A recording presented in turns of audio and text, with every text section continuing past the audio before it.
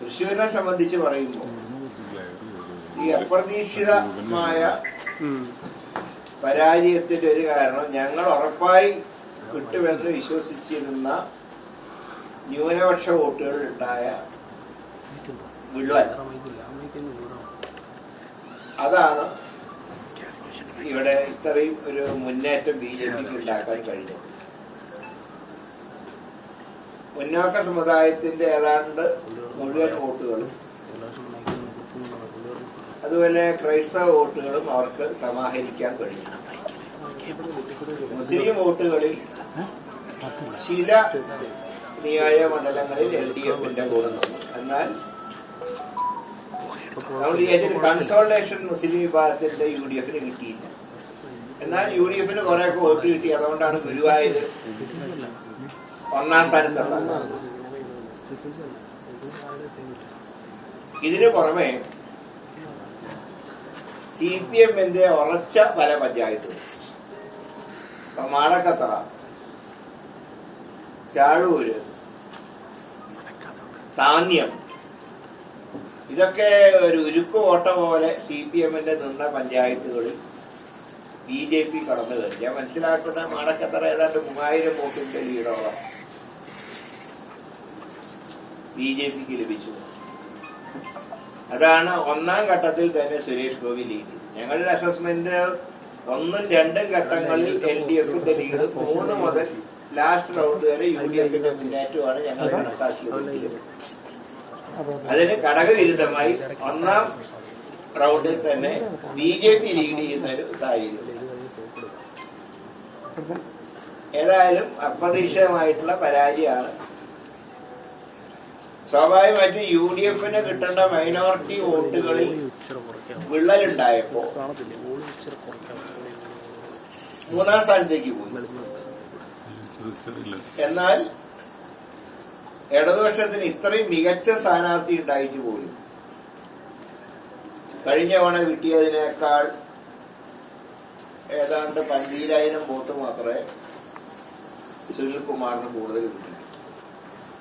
അതായത് LDFനെ സംബന്ധിച്ച് ഏറ്റവും മികച്ച സ്ഥാനാർത്ഥിയായിരുന്നു ശ്രീ സുനിൽകുമാർ.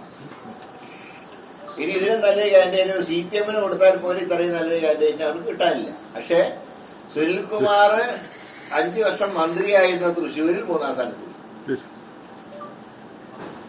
സ്വന്തം പഞ്ചായത്തിൽ താഴെ പോയി, സ്വന്തം ബൂത്തിൽ താഴെ.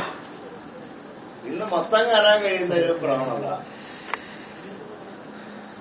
അന്തർധാര, ഞാൻ ആദ്യം സൂചിപ്പിച്ച CPM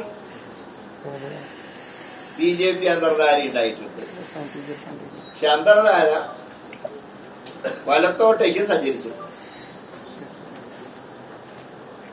ഇപ്പൊ 2 ഭാഗത്തും വോട്ട് പിടിച്ചു. അല്ലെങ്കിൽ കഴിഞ്ഞ തവണ 4 ലക്ഷത്തിൽ ശിഷ്ടം വോട്ട് UDFന് കിട്ടിയ സ്ഥാനത്ത് ഇത്തവണ 3,28,124 വോട്ടേ കിട്ടി. അതിന്റെ അർത്ഥം ഈ ഭാഗത്തും വോട്ട് ചേർന്നു. അതിന്റെ മുഖ്യ കാരണം കഴിഞ്ഞ തവണ കിട്ടിയ 2 പ്രബല സമുദായങ്ങളുടെ വോട്ടുകളിൽ വന്ന വിള്ളല. അതാണ് ഞങ്ങള് ഈ 3,28 പോവാൻ. അതായത് ഞങ്ങൾക്ക് കഴിഞ്ഞ തവണ കിട്ടിയ സമുദായ വോട്ടുകൾ ഉണ്ടായത്, സമുദായ വോട്ടുകളുണ്ടായ വിള്ളലാണ് ഈ ഇത്രയും താഴോട്ട് 3,28 വാങ്ങുക. ഏതായാലും ഈ റിസൾട്ട് വളരെ വിജിലന്റ് ആയിട്ട് UDF കോൺഗ്രസും പരിശോധിക്കുന്നതാണ് ഞാൻ പ്രതീക്ഷിക്കുന്നത്. കാരണം വരുന്ന പഞ്ചായത്ത് ഇലക്ഷനിലും നിയമസഭാ ഇലക്ഷനിലും ഒരു രാഹുൽ ഗാന്ധി എഫക്ട് ഉണ്ടാവണമെന്നില്ല. കാരണം ഇത് രാഹുൽ ഗാന്ധിക്കുള്ള വോട്ടാണ്. എന്നാൽ അസംബ്ലിയും ലോക്കൽ ബോഡിയും വരുമ്പോൾ അങ്ങനെയുള്ള വോട്ടിംഗ് പാറ്റേൺ അല്ല. കഴിഞ്ഞ 5 വർഷം മുമ്പുള്ള ലോക്സഭാ ഇലക്ഷന്റെ ഒരു അനുഭവം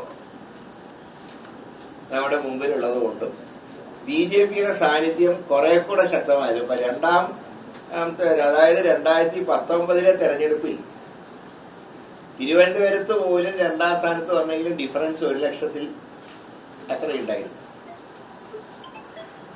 ആകെ 7 മാത്രമേ അന്ന് BJPക്ക് കെട്ടിവെച്ച കാശ് കിട്ടിയിട്ടു. ഇത്തവണ ഞാൻ ടോട്ടൽ കണക്കെടുത്തിട്ടില്ല എങ്കിലും ഇത്രയേറെ വോട്ടിന്റെ വർധനവ് കഴിഞ്ഞ തവണ ഉണ്ടായിട്ടുണ്ട്.